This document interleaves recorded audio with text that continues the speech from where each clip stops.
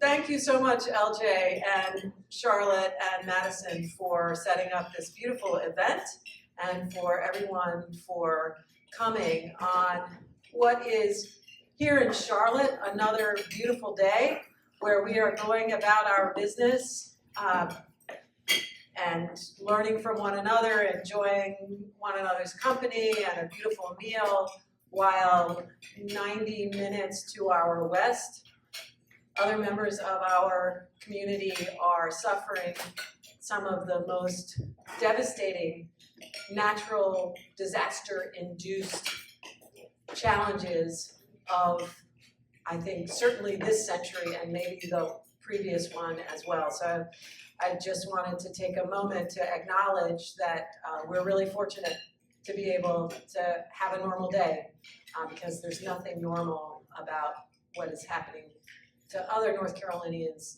not very far away. And now I'm going to start this conversation with Tate with a very simple question. What do you think is the most significant domestic trend in the PRC at this moment? It's a great question, and I'll answer it in just a second, but I want to first echo Dean Rigger's thanks to the Foreign Affairs Council, to LJ and team.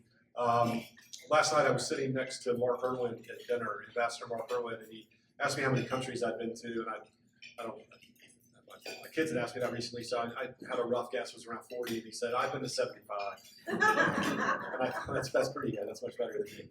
And he said, it's made all the difference. Having the perspective of traveling the world and being exposed to new ideas and exposed to people who have been to other places is so incredibly valuable, and I'm just really honored to be part of the World Affairs Council mission. So, start with that. So there are a couple of things that jump out at me. One is, this. Again, most of my work is focused on how China's behaviors are interpreted by the region and on the defense and national security side. But of course, you can't really understand that until you understand a little bit about China. And I think some of the domestic trends that strike me, one is the nationalism that was talked about extensively last night, which I think is very interesting, but also this sense of sort of lying down of the malaise that has struck in a certain group within the younger middle class within China due to a slowing of economic opportunities, demographic, not crisis yet, but certainly trends that are, the population is shrinking. There is more responsibility for these young people to take care of their aging parents and grandparents, and so I think this is somewhat of a burden, which is a little bit of a contrast to some of the nationalism that I've probably spent more time looking at and reading about, which is more of a fervent sort of China in the world. We need to find our rightful place, certainly in the region and in the world. But those are two things that strike me as not quite contradictory, but certainly two different types of trends that I see in China right now. How about you? Yes, I think all of those are important, and especially the demographic changes, which can't be easily reversed. Like many of the challenges that states face have solutions, policy solutions that can at least partially address them. But demographic challenge, in order to have a human being ready for the workforce, you need a minimum of 18 years. And so maybe they can solve that problem 18 years from now, but also when your population is shrinking, then the available parents for the people 18 years in the future are also diminishing in numbers. I think that's really important. But I would just say a few words about the PRC economy, because the PRC economy has been getting a lot of attention in the last few months, certainly the last few weeks, where a lot of people believe the PRC economy is contracting, shrinking, hitting some very serious headwinds. It's really been ever since the pandemic, when the United States in particular kind of flew out of the pandemic with this almost overly enthusiastic recovery, which produced some inflation. And I think China thought, having weathered the pandemic relatively well, that their economy would also bounce back. But their economy has not bounced back. And that leads, I think, to a really interesting debate among scholars and experts on the Chinese economy, which is this a speed bump, a kind of temporary setback, or has China reached the limits of its ability to recover from an economic setback of this size? So there's a scholar, Adam Tooze, who believes that China is just getting started, that the Chinese manufacturing model is only going to get bigger and better and more world-beating. But then there are others who are suggesting that the limits of the export-oriented manufacturing model that China has been following since the 1980s, that it's really reached its limits, and that every inch of additional market share and investment that China gets from now on, they're gonna have to fight a lot harder for than has been the case in previous decades. I think that's a really big question that I'm not prepared to answer right now, but it's a good one to be thinking about. Yeah, it is, and these sorts of conversations about economy, they aren't, the impacts aren't limited to China, obviously. It is a region, the Indo-Pacific, where every country in Asia except for India, for them, China is the biggest trading partner, right, which has strategic implications in addition to economic ones. So as China's economy slows down, you also have a phenomenon of several countries in the region who, because of concerns about China's role in the region and because of concerns about some of China's activities related to contested borders and boundaries, are beginning to pull back from their relationships from China. Now they can't fully do that. Japan can't not trade with China. That is if that would really be the objective, it would take decades. But there are certain things that Japan is now beginning to pull back on in a similar way that the United States has done, although not to the same scale. So this confluence of domestic, some domestic social issues, demographic issues, economic issues, and then at least within the region and in some parts of the other parts of the world, some reticence about engagement with China. I'm interested to see how that plays out. It doesn't mean China doesn't have an enormously promising future. It's just, in the world I'm in, you look for tensions and you look for the fault lines, and those seem to be a couple that are interesting to track. What about you? What about, actually, because we talked a little bit last night about, not just domestic politics in China, but also because it's so front of mind to so many people when you talk about that region, the situation in Taiwan, domestic politics in Taiwan, which I know is a specialization of yours. So I think it'd be interesting for the audience to hear how you see Taiwan and some of the domestic trends there that have unfolded in the last years and decades. Well, if you get me started on years and decades, we will be here until lunchtime tomorrow, so be careful what you wish for. Yeah, so, there's a lot of concern at the moment about Taiwan, certainly in the U.S., certainly in defense circles, which is the circles that you run in. And I am frequently asked, is this gonna turn into a hot war in the near future?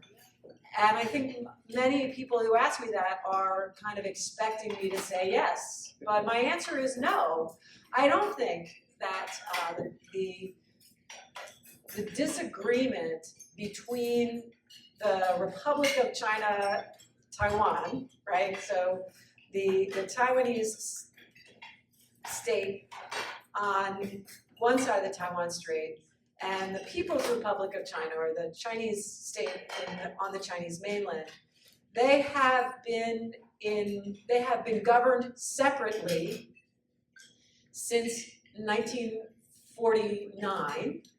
They were governed separately between 1895 and 1945. So they've only been governed jointly for 4 years out of the last 130 odd years.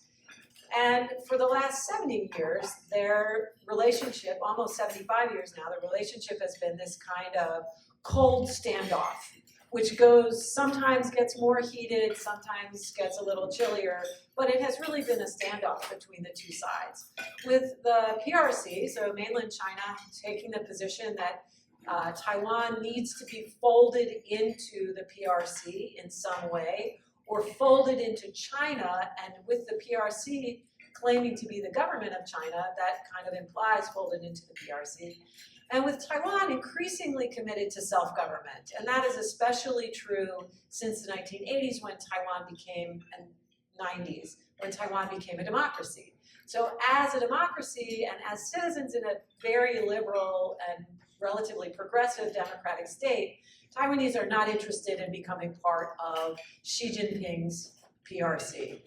So because on both sides those preferences are hardening or appear to be hardening, that feels like it's moving toward conflict. But actually I think there are many factors that mitigate against open conflict. For one thing, the two sides are incredibly entwined economically. Both of their economies depend on one another. The Taiwanese businesses in the 1980s and 90s basically built China's export manufacturing capacity and linked China to the international marketing channels that allow Chinese companies or Chinese workers to make things for companies like Apple or Nike. So the sort of history of the economic relationship is really close and has been incredibly beneficial to the PRC. And even today, a lot of the goods that say made in China on the side are made with components that are imported from Taiwan, also from Japan, from Korea, technology from the US, Germany. So these very intertwined supply chains make it incredibly costly to actually have a war. So I think on the Chinese side, there are a lot of reasons not to move toward military conflict. There are also political reasons. The unpredictability and risk factor for the Chinese leadership is not to be underestimated. I mean, Xi Jinping is not Vladimir Putin. He is not a risk-taking adventurer who has decided that his political survival depends upon turning over the international system. He is someone who has his country has achieved amazing things through the international system as it is. So I think there's political costs, there's military risk, and there's enormous economic costs for China. And then for Taiwan, I think people are increasingly looking at the news from Ukraine and from Gaza and now from Lebanon and realizing war, 20th century war can happen in the 21st century. I think whatever sort of wishful thinking may have prevailed a few years ago is really eroding in the face of the realization that maximum devastation from the air, from the ground, from the sea is real and could happen. And unlike people in Ukraine, Taiwanese have nowhere to go when the war starts because they live on an island. And so I think there is a real restraint as well in Taiwan. Yeah, I tend to agree with all of that. I mean, I think the incentives are certainly weighted towards peace and this sort of continuation of this tense, sort of bizarre middle ground where Taiwan exists but doesn't, the Schrodinger's country kind of thing. But I also have two cautions that I would throw out there, and then this is my defense background kind of seeping in. I've done a lot of wargaming and scenario planning over my 30 years in this field, and still do a lot of it for both commercial and government and defense clients. And when you do those sorts of exercises, and when you get into that mindset, you begin to realize that words like never or inevitable or impossible or always are things that we should probably avoid, always avoid them. not always. Mostly avoid. Because weird things do happen. Conflict today would be that sort of conflict between the United States and China would be absolutely devastating, even if it does not end up in a nuclear exchange, which is a possibility depending on how the conflict unfolds. It would be absolutely devastating. It would require the marshaling of all of Taiwan's energies, probably a good chunk of the United States energies. Japan would be involved. Australia would probably be involved. Certainly, the People's Republic of China would be damaged as well.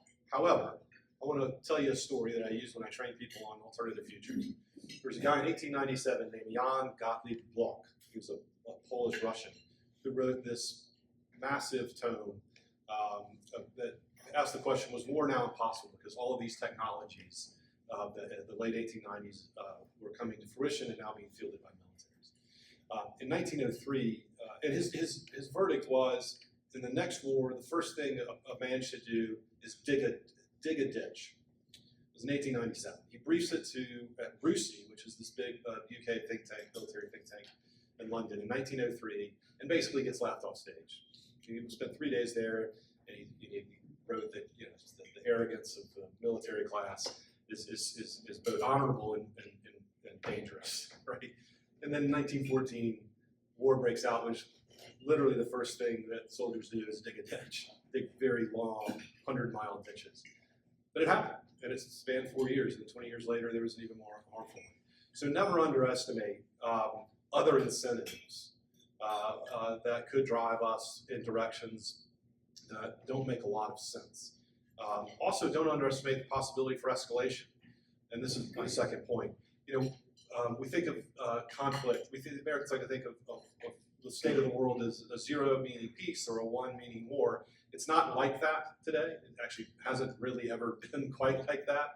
And especially with the tools that are available today, the connectivity, the economic, social, information connectivity that we have today, there are lots of ways to be in conflict that don't involve kinetic launching missiles or guns. And I feel like we're at a stage right now where we see some of those manifest, particularly in the Indo-Pacific, where you see the violation of exclusive economic zones, of air defense identification zones, where you see the ramming of vessels in the South China Sea.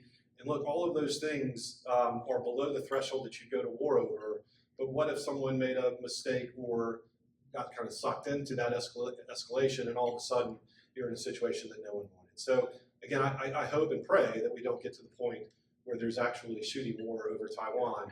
But in addition to all the incentives that Dean Rigger so eloquently stated, there are other dynamics at play. And Taiwan and pressing territorial claims are big national priorities for China. Now, I don't think it wants to go to war over them. I don't think that anybody really wants to go to war. But it does create a tension that sometimes can be difficult to predict. And I would just add to that one of the things that makes this so hard to predict and so hard to manage is that there is a very important third player in this particular controversy, and that's the U.S. And unlike China and Taiwan, I think the United States, or some people in the United States, do not recognize the risk it entails for us and are interested in using this conflict as a kind of tool in U.S.-China strategic competition. And I would go so far as to say take irresponsible positions on the Taiwan issue that could produce that unintended spark. Because the thing that I think that the PRC government fears the most is not that some leader in Taiwan is going to say, okay, I'm going to bust a move. I'm just going to go for independence and change the flag, change the name of the country, and just say, we're never going to reconcile with any Chinese entity. I don't think that's what they're worried about. I think what they're worried about is that the U.S. will either give Taiwan a signal, perhaps even an unintended signal, that somehow the U.S. either wants that outcome or would be tolerating that outcome and would defend Taiwan even if it provoked the PRC through its own kind of what I would characterize, not everybody would agree with me, but I would characterize as reckless behavior. I think that's what the PRC is most worried about.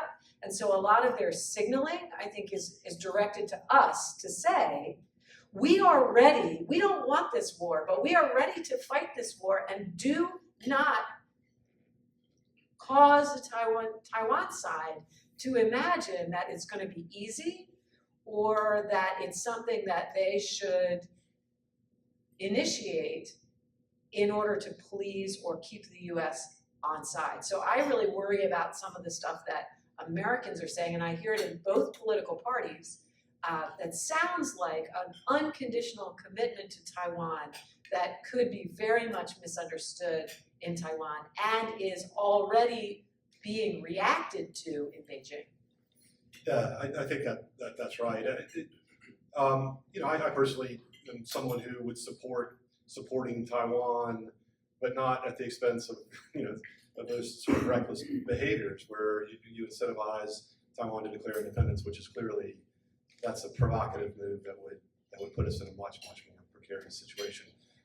Keeping the status quo is something that I think is probably the safest path for U.S. interests and Taiwan interests and the interests of other actors in the region, who, by the way, again, every country sees this through their own filters. The PRC sees it through their filters, and those are informed by its history, by its culture, by its long-standing relationship with Taiwan. But countries like Japan, for example, and I spent a lot of time working with the Japanese Defense Ministry of Defense. They are worried about the sort of prospect that Shelley Rigger laid out, but also about some of the ways that China is sort of pressing its territorial claims in islands, Southwest islands between Japan and Taiwan that are currently claimed by and administrated by Japan. I told this story last night at dinner because it's one of those interesting things that may seem sort of innocent, but in reality, it's a pretty stark change in mentality, or reflects a pretty stark change in mentality.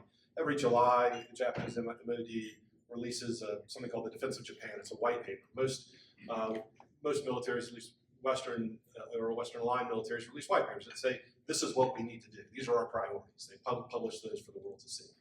And the covers of these things have always been very anodyne, right? Like seriously, cherry blossoms or pictures of space or something like that. In 2020, it was a samurai on a horse with a spear. Very, very different look. And then immediately in that document, and it was an announcement of the doubling of Japan's defense budget over 5 years. So there's a reception. So their perception is that their interests are being threatened, which I think contributes to some of this heightening of tensions. The same with Australia, which is doubling the size of its surface fleet over the next decade. Philippines is spending a lot more money on its navy than it has in the past. So you're seeing this dynamic unfold in many countries across the region, which, again, you can either think that's a good idea or a bad idea, but it's certainly informing decision-making across the region. So that probably brings us through the first two topics that we were given to talk about today, the domestic trends in China and then the regional relations. What about U.S. China relations? As we go into a new presidential administration, what are the primary drivers, issues, opportunities, challenges that you see for U.S. policy? Well, I think there are a lot. I think we all wish that these two massive countries would have the opportunity to collaborate more, but right now I do see a sort of a competitive dynamic that is not going to diminish, and some of that is due to the U.S. decision-making. Some of it, I don't want to take any agency away from the PRC in this, right? Like there are decisions and actions that PRC is taking that, it's okay to have national interests, and the U.S. should develop policies, hopefully not terribly escalatory policies, but policies to defend those. And I think there are some interests when it comes to economics and technology that are things that the United States should be defending, and not at a broad level, not restricting trade on every issue, but there's some areas where protecting U.S. competitiveness, I don't think is the worst thing in the world when it comes to semiconductors or when it comes to certain remote sensing capabilities or AI. We're not the only ones who are doing that. In fact, maybe some of the trade practices that the PRC has engaged in over the years have given those advantages but that's just one issue. I mean, I think it's very complicated. There's so many layers to all of this. Like speaking earlier about rare earth minerals and kind of the competition over that. I feel like you could pick any number of technologies or minerals or materials, and you could probably have a conversation about how to handle that competition. Yeah, I think also the role that China is playing in U.S. domestic politics has been in some ways really beneficial to U.S. domestic politics, but it's come at the expense of U.S. China relations. So in the past 4 years, the only thing that President Biden could say that would attract Republican votes on a piece of legislation was, this is going to help us compete with China. So there is this bipartisan consensus that the U.S. needs to do something to become more competitive with China. And that is actually a pretty positive dynamic in terms of motivating cooperation in an era of high polarization and political division, and a lot of policy paralysis, honestly, that gave China, in some ways, the opportunity to use a more industrial policy, developmental state, mercantilistic trade practices to get a lot of access and to dominate a number of industries. At the same time, though, when the only thing you can agree on is who's your enemy, then it becomes extremely difficult for anybody to say, you know what, I think we need to coexist with this neighbor, so we're all home having Thanksgiving dinner and complaining about the next door neighbors, and otherwise we'd be fighting amongst ourselves as a family, right? But when the rain comes down and the houses collapse and the electricity's off, we're gonna need that neighbor again. And to just kind of build your own political identity around demonizing a third party carries real risks. It does, and so for a long time, I have wanted to write and started writing a series of essays about how old school country music explained geopolitics. But then I would kind of get, it's a little bit harder than you think. But the first essay I wrote, so my wife was going to be super embarrassed to hear that I actually talked about this. But so the first essay I wrote was based on a song called Clay Pigeons by a guy named Blaze Foley, old school Texas songwriter. You probably haven't heard of him. The song's been covered 100 times by more famous people. But in it, it's the story of this songwriter who's trying to get his muse back, and he just can't do it. He's wandering around. And my favorite line from that song, and the one I built the essay around, was, "I'll start talking again when I know what to say." And I feel like the domestic political situation in the United States, bouncing back and forth between China competition and isolationism and all of this stuff, I'm not sure we know what to say. And so we do kind of steer into this China competition, intensify it a little bit. And I think that that diminishes our global leadership in some ways, that we can't figure out exactly how we want to approach this. And so we revert back to some of these hyper-competitive dynamics. And if I happen to land that with the Blaze Foley thing, I will never, I'll be enormously proud.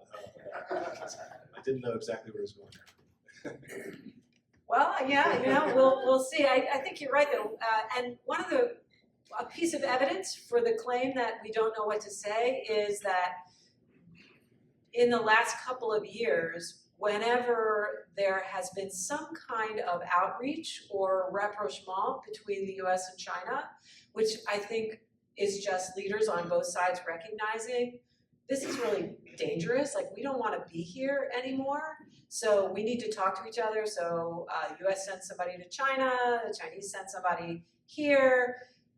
It's dismissed in a lot of the sort of policy community as not having any substance And so, it's doesn't really mean anything. But sometimes actually, and I'm about to deploy a gender stereotype right now. Like, sometimes women think, even if you don't think you have anything to say, it's still good to be talking, right? Sure. Because the talking, even if there's very little content, is better than, just rolling over with your backs to each other, being in that same bed with different dreams. Yeah, I would agree with that. And actually, again, taking it back to the military component, if the U.S. military is not talking, and it isn't talking at a meaningful level to the PLA, either at a strategic leadership level, and then we have reached out, and initially that was not really well received, sort of famously, but then there have been some conversations, and if they're not talking at that level, and if have no means of communication in these crisis zones where, again, I do worry about escalation in the Philippines and China, with Vietnam and China, with lots of different countries. If those conversations are not just not happening, but aren't really possible because the mechanisms aren't there to have them, then that's really puts us in a difficult situation where small things can become big very, very fast. So I do worry a little bit about that. So I'll start with the questions. You get yours prepared, but I'm just reading on CNBC as we speak that hedge funds, I'll read the title, are piling into Chinese stocks like never before.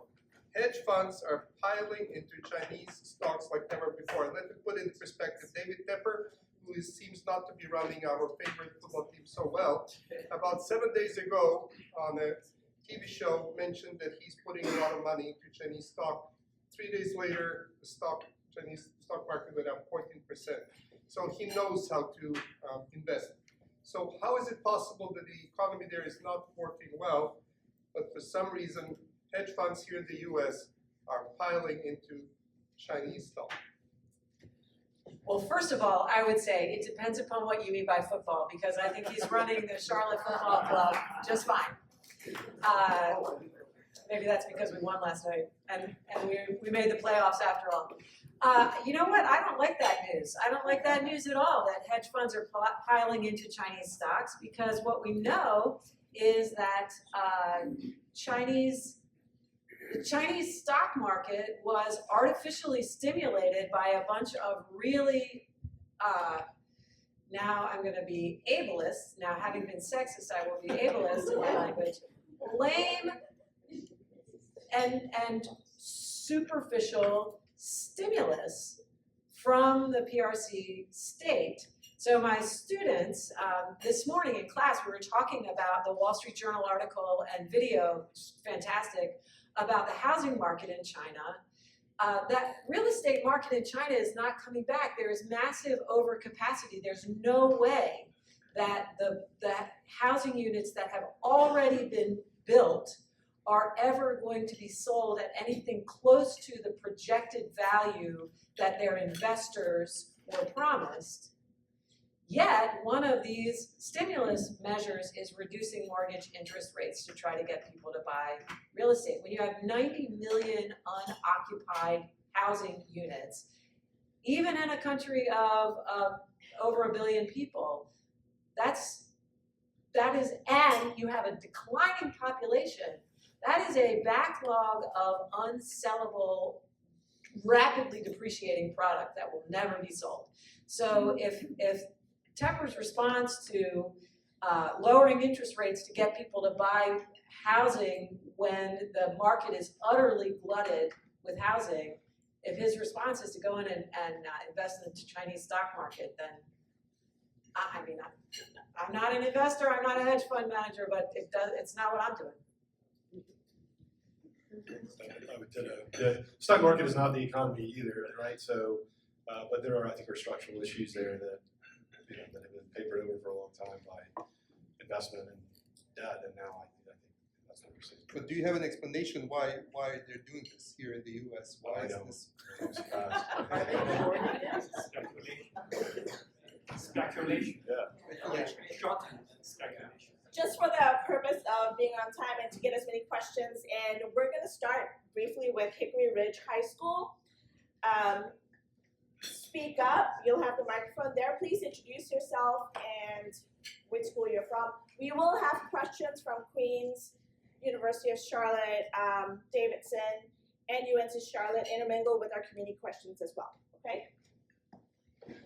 Hello, I'm Colin Thomas from Hickory Ridge High School, and I was wondering if China were to invade Taiwan, how would it affect teenagers like me in the U.S.? That is a fantastic question. I'll say it depends, but maybe the better answer is negatively, not very negatively. But it sort of also depends on, because we say invade Taiwan, that is one possible scenario, is that there is a cross-strait invasion with military assets and civilian military assets, and there's a shooting war, and Taiwan and probably the United States are trying to, that is the worst case scenario, and that would be a full-on war that would not end quickly. People have the sense that it'll be short and sharp. I think the Department of Defense is moving towards the realization that none of these wars in the 21st century will be short and sharp. They'll be devastating, they'll be prolonged, and the side that kind of is able to be more resilient and keep the supply chains moving will be the side that will gain advantage. So I think it would be economically devastating.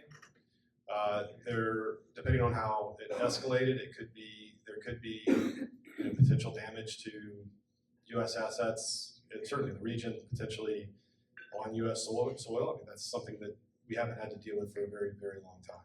So I think that kind of war, that invasion, may not last 5 years, but if you're 16 when that war, so we haven't had a national draft either. These are the types of debates that we have to have for us to have a real conversation about what the U.S. policy towards China in this competition should be, because a conflict over Taiwan is not going to be easy or short. So I think those are the types of, it's a great question. I have 3 boys, so I think about it a lot, but it is something that you have to worry about. There are other alternatives to how the tensions over Taiwan could play out that don't necessarily involve that scale of conflict. But we can talk about those later. We'll take another question at the back. Yeah. Stand up, please. Oh, sorry. State your name. Hi, I'm Pratika Rani. I'm from Hickory Ridge High School. So this is kind of touching on a point that you talked about in the beginning, considering China's changing demographics and also its slow recovery post-pandemic. So with China's youth increasingly focusing on caregiving for the aging population, which leads to reduced participation in the domestic workforce and also lower domestic consumption, how does this dynamic contribute to the sluggish economic recovery post the pandemic? And also, this kind of adding onto it to consider on a more global term.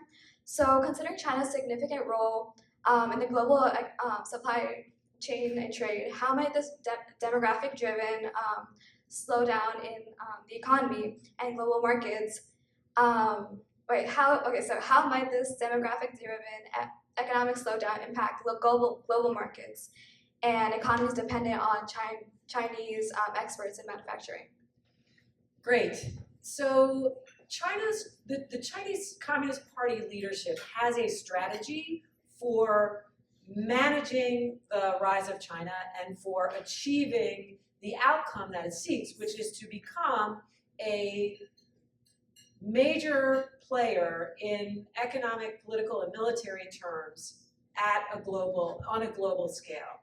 And that strategy is to devote maximum resources from within China to developing industries that can be super competitive in the global market, and to, as quickly as possible, then gathering the capital, the sort of profit of export-oriented manufacturing in the consumer sector to pivot toward high-tech, heavy industrial goods that will allow China to actually dominate the industries of the future. So when people wonder, how did China become the leading manufacturer of affordable and sort of like consumer-friendly electric vehicles? How did China become the dominant player in the solar and other green energy markets? Well, it's very strategic, right? We sold you all sneakers and we turned your money into investment and subsidies for these new industries so that in the future we won't need so many workers because we won't be making sneakers anymore. We won't be assembling iPhones. We will be exporting high value, high technology input goods that no one else can compete with. So that's the goal. That's why China's economic policy has been so mercantilist and trade unfair, right? They have not been a free trade nation in just the way that Britain was not a free trade nation in the early decades of the Industrial Revolution. The U.S. has not always been a free trade nation in the late 19th century. Germany, Japan, Taiwan, Korea, all of these countries have used that same strategy, and most of the ones I just mentioned landed on top. The question is does China have enough velocity to continue on that trajectory when suddenly it finds other countries realizing the magnitude of the challenge their own economies are facing are now starting to try to pull them down? Again, I don't know. Michael, did you want a question?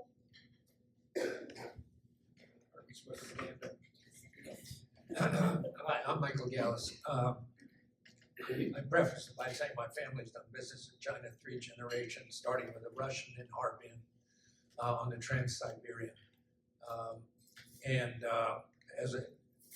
Having a first-hand witness to history through my father, watching beheadings and warlords march through cities, they're lacking a little context for the students here, because to start with U.S. China relations, you have to go all the way back to the Declaration of Independence, where we separated from Britain primarily to be in the China trade.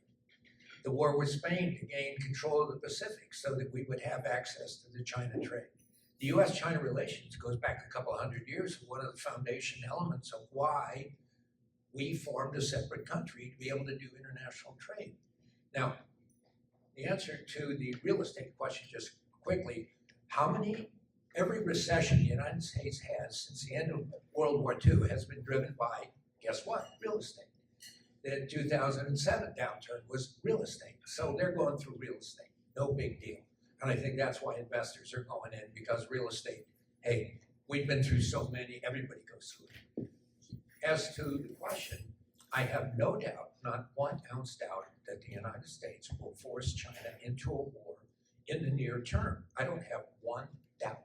And we will be the ones pushing them into war. The Navy, just made a statement saying we're preparing for war with China in 2027. So, and it's about exactly global economy and dominance. China's on the rise, we're on top. There's a tipping point, we have to get control, and we're willing to use war as a tool. And I always say, what's the end game? Iraq, Ukraine, what is the end game? Just So- on the real estate point, real estate is like close to 30% of China's total economy. So it's not something that China can easily just kind of grow out of. Also, real estate is the primary asset class for household savings in China. The Chinese government has consistently set bank deposit interest rates below the rate of inflation, which is called economic repression, which is a strategy for generating revenue for national purposes. So putting your money in the bank, you are literally losing money. That policy has changed marginally in recent years, but there are decades of Chinese families learning the lesson. If you want to save money, Don't put it in the bank. Put it under the mattress, actually, or buy gold jewelry. Those things retain their cash, retains its value. Or buy real estate. There was no real estate in China. There was no real estate market in China until the mid-1990s, when the urban housing stock was privatized and a real estate market came into existence overnight. Everything was priced arbitrarily by policy. There was no market, and it has created this fascinating and incredibly Byzantine set of unintended consequences. One of which is that Chinese families believed for many decades that the safest investment you could make, the way you saved for your retirement, was buying property, which would appreciate in value, unlike a bank deposit or investing in the Chinese stock market, which has never been a good idea. You can't export your money. That's capital export is strictly controlled. So you buy real estate. This is people's life's saving that is losing its value day after day after day. And there is a glut of housing, which is one of my students pointed out in class this morning, is in all the wrong places, because the construction was not based on a supply and demand calculation. The location of these developments is based on the willingness of local officials to convert agricultural land to developable land in order to get revenue to run local services. So it's not the US, it is not the US real estate market. And I don't know whether there's a way to recover from this crisis, but I am telling you, using analogies from other countries for the Chinese real estate market in particular is going to cause you to make a bad investment, because it doesn't work the way it works here. I'll respond to the comment on the Navy. So that date, the 2027 date, is something called the Davidson window. It was originally quoted by a guy, Admiral Philip Davidson, who was the head of the Indo-Pacific Command previous to our current head. He didn't make that date up, right? Xi Jinping has said he wants the PLA to be advanced enough to be able to take Taiwan by force by 2027. That, I'm not making that up, right? That was something that Xi Jinping said. So when we talk about this dance around deterrence or escalation, I think it's important that we remember that there are multiple countries with agency. I keep saying that. China is not just being put upon. China is taking behaviors, and they may be in response to the US. Who knows how those, we're not gonna, you can have that debate, but let's maybe acknowledge that there are at least two countries involved in this interaction, both of whom have national interests that they're trying to pursue. And you can certainly debate whether or not the United States is going about this the right way. But I would also argue that, the Navy didn't make up 2027. We were responding to something that actually was articulated by Xi Jinping. We probably have time for two more questions. Right here. Questions, which means there's a question mark at the end. Okay? We'll go, you're first. You want to just take a vote? Yeah, we'll do both together. So go ahead, speak. Hi, thank you. I'm Faris Hamza from Queen's University. I wanted to ask about China and the US and Africa. After the Cold War ended, there was an idea that capitalism and success economically was linked to democracy. But with the rise of China, there's kind of been almost an alternative model that's been presented to the world. And China is investing heavily in Africa, and the US is maybe losing some influence there. And they also have the other maybe benefit or disadvantage of putting extra strings attached, where they want to see countries doing things around human rights and democracy. So how does the US present itself as the better partner as opposed to China, which has a more do whatever you want approach? We're just here about the money. And not only about trade, but I know there's also questions about securing military bases in places like Djibouti. We'll go ahead and take the second question briefly.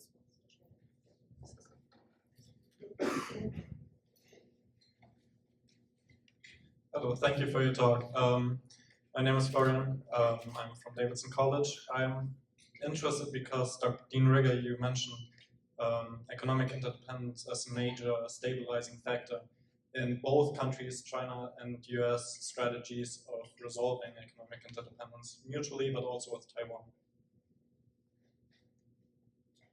I'll address the first one briefly. So we had this discussion last night at the dinner, and I think, the United States has not expressed a ton of interest at a national, strategic level in Africa, and economically, companies have not seen it as being as profitable as other parts of the world. So I think China has filled a void there, and in many ways, some of that has been helpful, right? Some medical assistance, investment. But it has come, in some cases, as Dean Rigger pointed out last night, with ties to existing leaders who may or may not be doing their very best for the people that they are purportedly to serve. And it also comes with leverage, right? And so you mentioned Djibouti. Djibouti has this fascinating business model where it's just rents out its land to militaries to put in bases. The US has a base there, a very important strategic base. China has a base just down the road, which makes for some interesting conversations, I think. Japan used to have a base there. I mean, that's a big cottage industry. And so, look, you may not seem feasible now, but down the road, because Djibouti is deeply in debt to China through BRI investments, what is that leverage? How can that play out? How can that be used? Is, I think, a concern for the US. So I think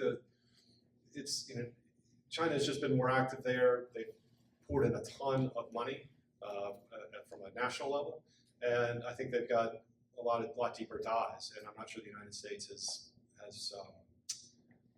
really raised its game to compete in. So as far as trade goes, I think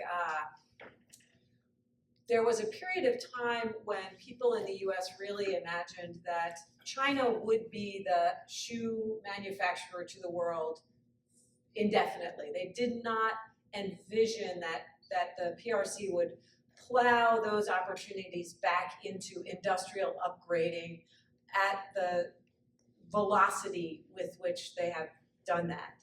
And the sort of dawning recognition that China is dominant in certain high-tech industries has created this panic.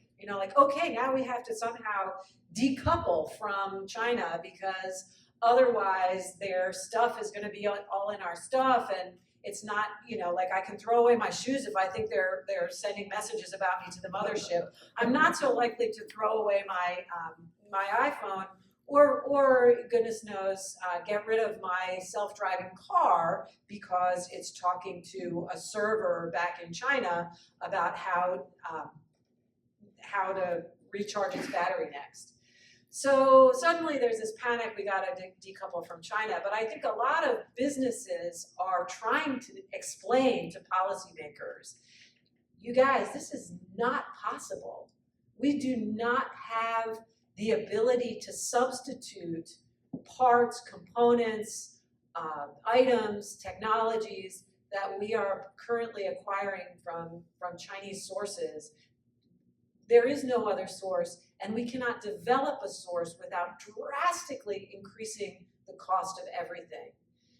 At the same time, the same conversation is being had in China. So several years ago, the Chinese Communist Party leadership unveiled this strategy they call dual circulation, that we will have circulation, we want to maximize the sort of the extent to which our domestic economy is autonomous and sort of self-propelling, but we also have to have the wider loop, the global loop, because we will not be able to sustain a rising standard of living simply on the momentum that's created internally within China. So I think both countries kind of know that they can't separate their economies, and that certainly the kind of abrupt and instantaneous severing of the economic relationships that would accompany military conflict would be beyond devastating. not only to the US and the PRC, but to all other global economies, all of which are also embedded in this web of ties.